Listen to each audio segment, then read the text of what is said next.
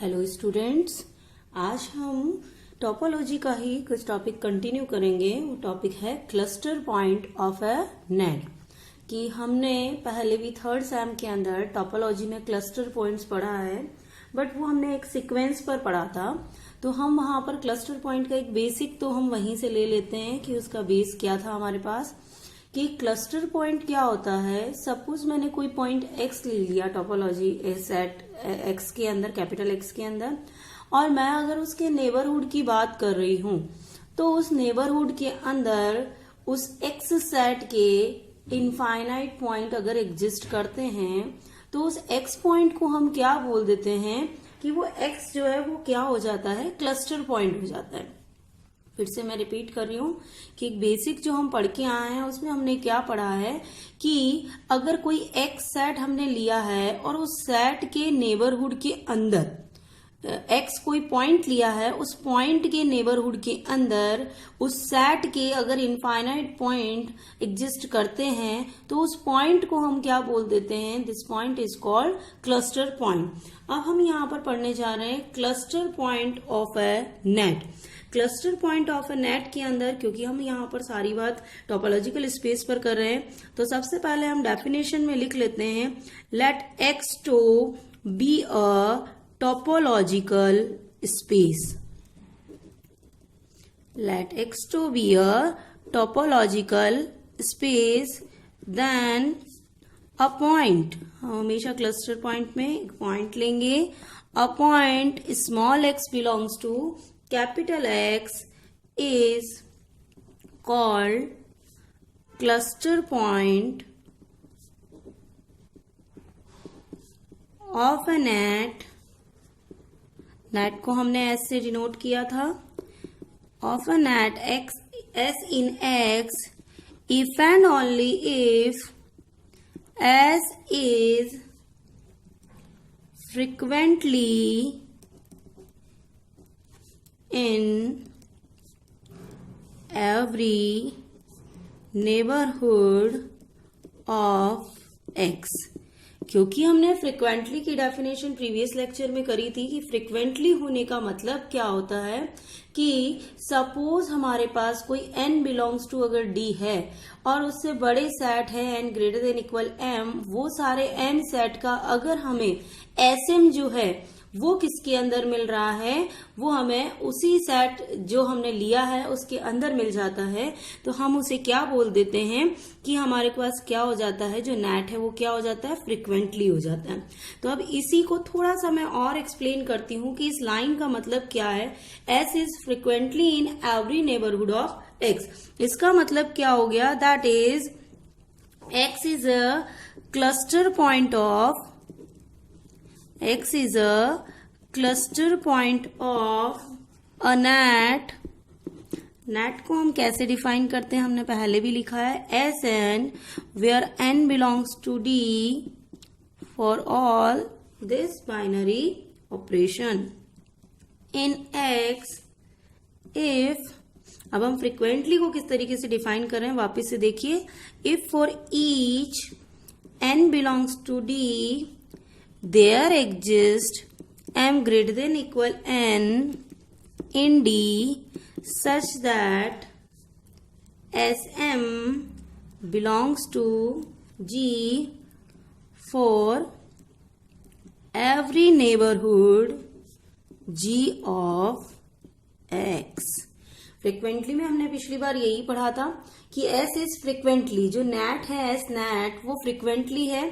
उसके फ्रिक्वेंटली होने का मतलब क्या है कि वहां पर हम कोई एक डी जो है एन बिलोंग्स टू डी अगर हम ले रहे हैं तो उसमें जितने भी एन के इक्वल या एन से बड़े जितने भी डिजिट ले लिए जाए डी के अंदर ही, उनके लिए कैसा हो कि अगर हम उनका नेट देखें, एसएम देखें, तो वो किसके अंदर होना चाहिए, इस एक्स के नेबरहुड में एग्जिस्ट करना चाहिए।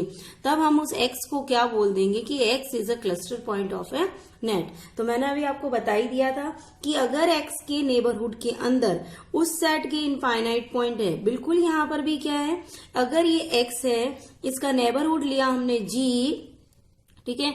अगर इस जी के अंदर ये इनफाइनाइट जो पॉइंट्स हैं, जो एस एम है, वो अगर बिलोंग कर जाए तो इस एक्स को हम क्या बोल देंगे, एक्स क्या बन जाएगा, हमारे पास क्लस्टर पॉइंट बन जाएगा। और अब इस पर बेस एक बहुत ही इंपॉर्टेंट थ्योरम जो कई बार एग्जाम में पूछ ली जाती है, उस थ्योरम का स्टेटमेंट मैं यहाँ पर लिख देती हूँ। पहले देखिए क्या है थ्योरम। एवरी कन्वर्जेंट,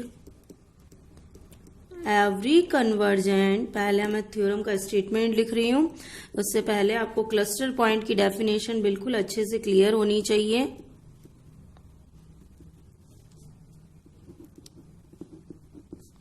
एक हाउसड्रॉफ स्पेस लेंगे हम और उसकी ये थ्योरम कई बार एग्जाम में पूछ ली जाती है। Has a unique cluster point which is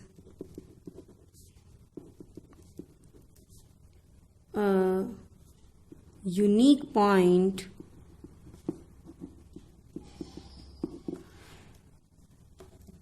to which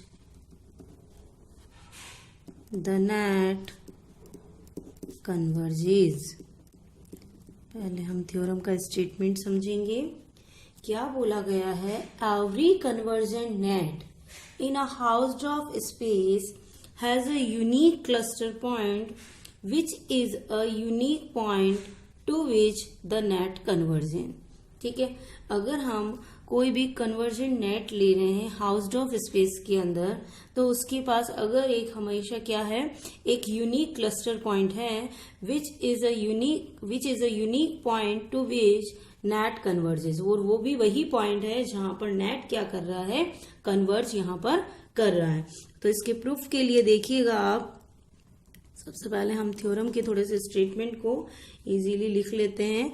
सबसे पहले हम डिफाइन कर लेते हैं कि हमारा हाउसड्रॉफ स्पेस जो हम प्रीवियस ईयर में पढ़ के आए हैं उसमें क्या है, लेट X2 बी ए हाउसड्रॉफ स्पेस। अब इसका मतलब क्या है, हाउसड्रॉफ स्पेस का मतलब होता है every convergent net in X will converge to a unique point. अगर ये हाउसड्रॉफ स्पेस है तो हाउसड्रॉफ स्पेस के अंदर क्या होता है, हम यहाँ लिख लेते हैं उसकी डेफिनेशन से।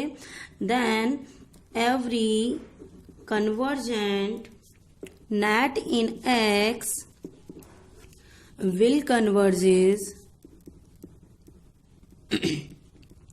Converges to a unique point, क्योंकि हाउसड्रॉफ स्पेस की डेफिनेशन हम पहले पढ़ चुके हैं। उसमें हमेशा क्या होता है कि यूनिक पॉइंट पर उसका क्या हो जाता है, कन्वर्जेंट मिल जाता है। तो अगर हम यहाँ पर मान लेते हैं लेट Sn जो है हमारे पास, जो हम अभी तक लेते आ रहे हैं, n belongs to D for greater than equal sign, be a net in X। ठीक है, कन्वर्जेस टू, सपोज मान लिया कि हमारा पास ये जो पार्ट है ये कहाँ कन्वर्ज कर रहा है, small x belongs to S, ये बिलोंग्स का साइन है।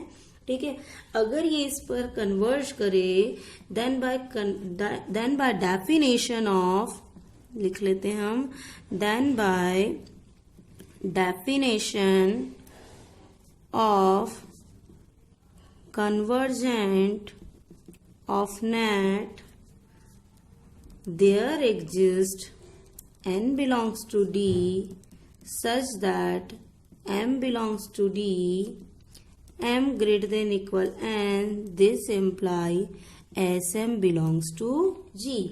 क्योंकि हम क्या बात कर रहे हैं, क्लस्टर पॉइंट की बात कर रहे हैं, और क्लस्टर पॉइंट के अंदर कैसा सीन होता है हमारे पास, फ्रीक्वेंटली नेट का। तो अगर हम then by definition convergent of net n belongs to D such that m belongs to D, Sm belongs to G for every neighborhood of X।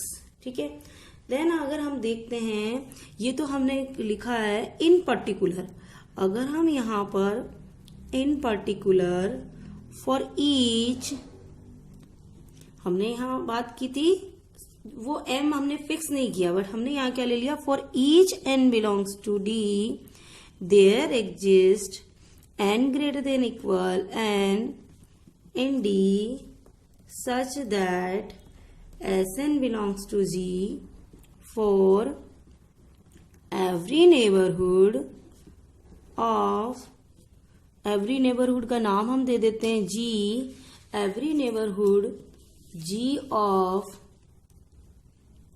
every neighborhood G of X।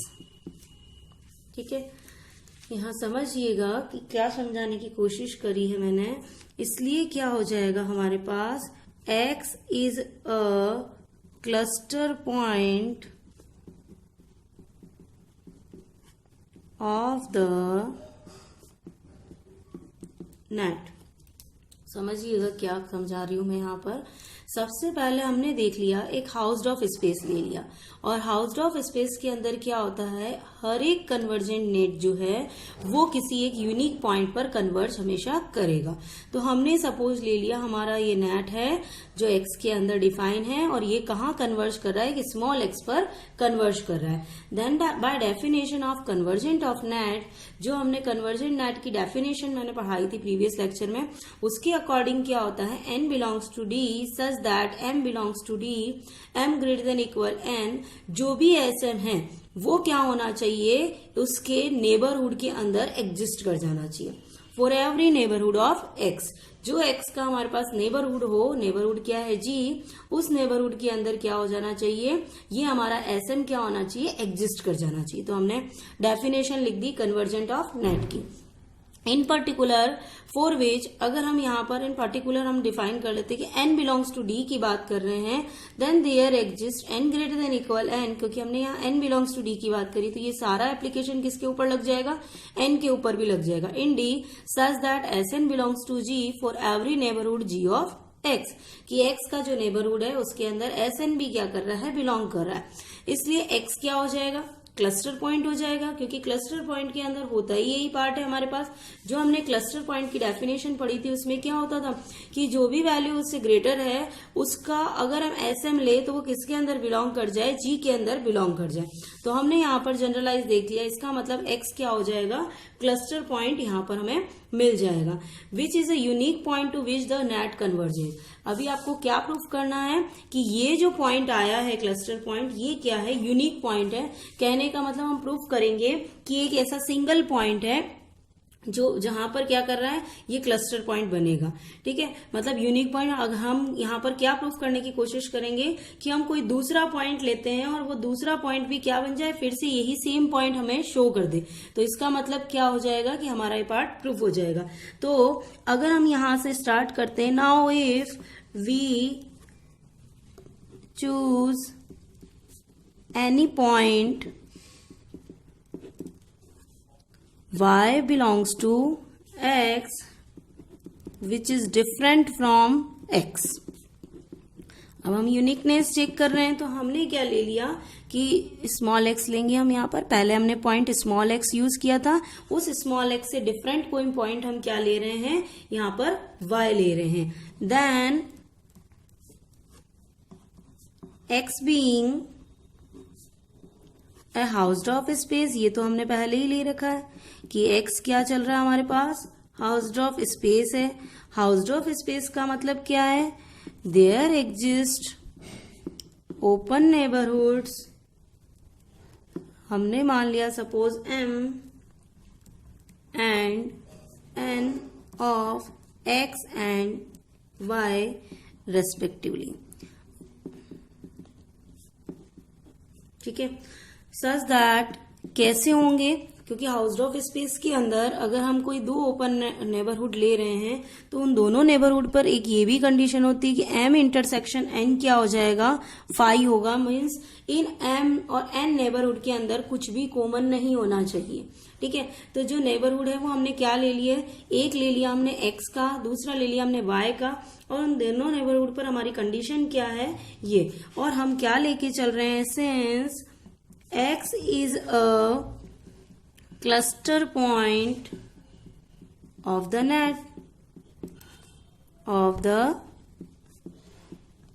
net, so for each यहाँ तक का part समझ आया। हमने यहाँ पर सबसे पहले x को एक क्लस्टर पॉइंट प्रूफ कर दिया। क्लस्टर पॉइंट की डेफिनेशन हमने देखी थी, उसी डेफिनेशन को हमने किसके अंदर फिट कर दिया, कन्वर्जेंट ऑफ नेट की डेफिनेशन और क्लस्टर पॉइंट दोनों की डेफिनेशन से हमने क्या कर दिया, यहाँ पर इसे क्लस्टर पॉइंट प्रूफ कर दिया कि क्लस्टर पॉइंट के लिए हमारे पास होना क्या चाहिए।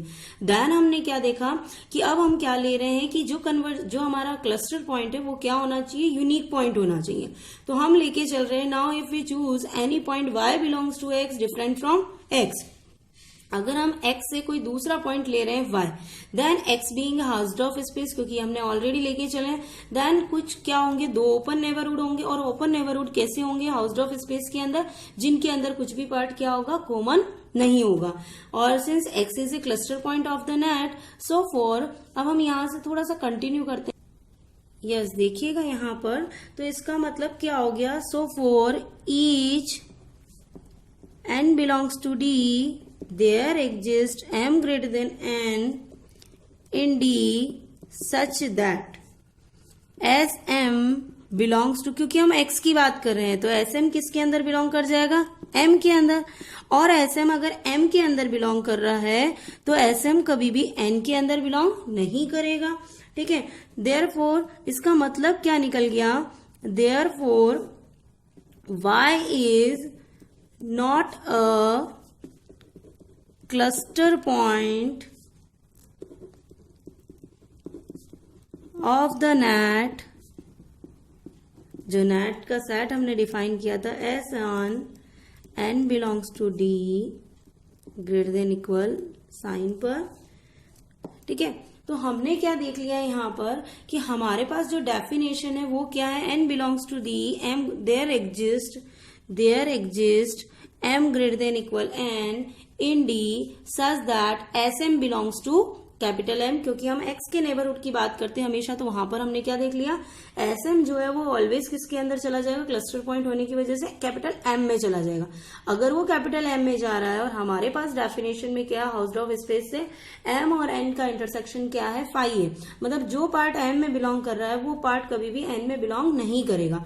अगर m में बिलोंग नहीं कर रहा है इसका मतलब क्या हो गया, y जो है वो कभी भी क्या होगा, cluster point, y is not a cluster point of the net, hence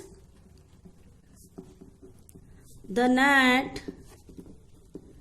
Sn such that n belongs to D for greater than equal sign cannot have more than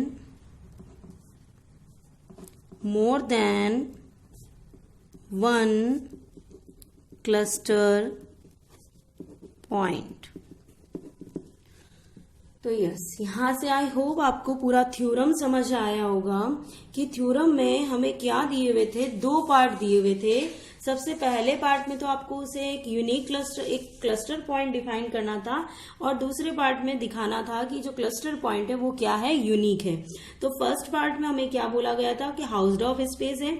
housed of space क्या होता है, जिसके ऐसा set जिसके अगर दो neighbourhood ले तो उनमें कुछ भी कॉमन नहीं आना चाहिए।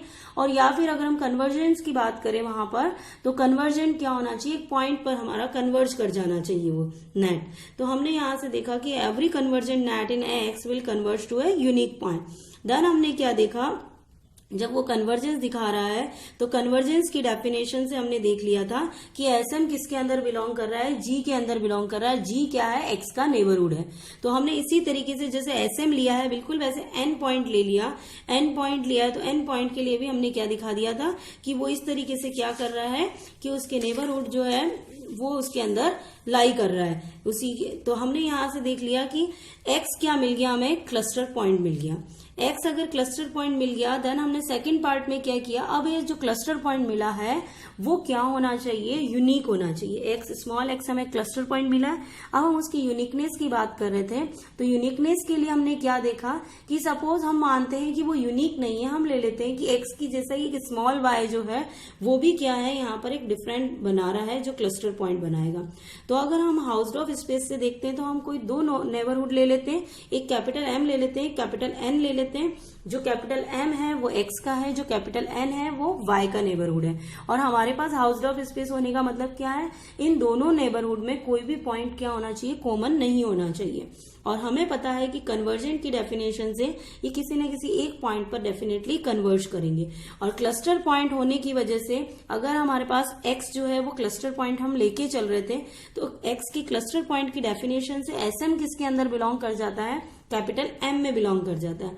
अगर हमारा SM कैपिटल M में बिलोंग कर गया तो SM कभी भी कैपिटल N में बिलोंग नहीं करेगा, क्योंकि M इंटरसेक्शन N क्या है, 5। अगर वो N में बिलोंग नहीं कर रहा है, इसका मतलब क्या हो गया, Y is not a cluster point of the net SN। तो यही तो हमें प्रूफ करना था कि जो हमने Y लिया है वो Y क्या होगा, कभी भी क्लस्टर पॉइंट नहीं होगा।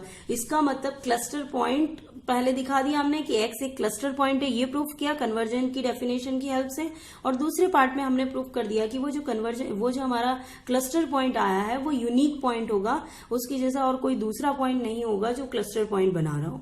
ठीक है, आई होप गर्ल्स आप लोग को समझ में आया होगा सारे स्टूडेंट को कि कैसे हम क्लस्टर पॉइंट की डेफिनेशन और कैसे इस पर बेस्ड थ्योरम को हम सॉल्व करेंगे। अगर आपने एक थ्योरम भी अच्छे से समझ लिया तो आप कोई से भी थ्योरम इससे रिलेटेड हो इजीली उसका लैंग्वेज आप लिख सकते हैं। Okay, thank you girls.